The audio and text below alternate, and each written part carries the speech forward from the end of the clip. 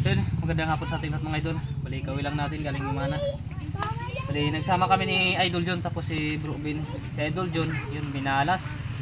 Unang klabit ng kanyang pala doon sa may barangay Bugas. Na ano ng malaking mamsa. Nakuha sa kanya yung kanyang sima. Kaya agad na umuwi. Bali, ito yung huli natin. Yan, may 3 pirasong ilak, 2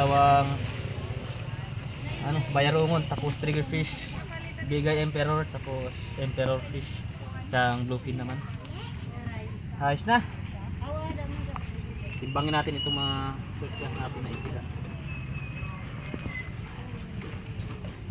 Mabot ng ilang kilo. First class.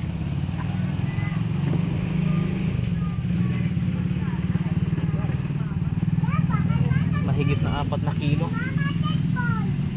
Ito naman yung mga hindi natin yung mga pangulam natin.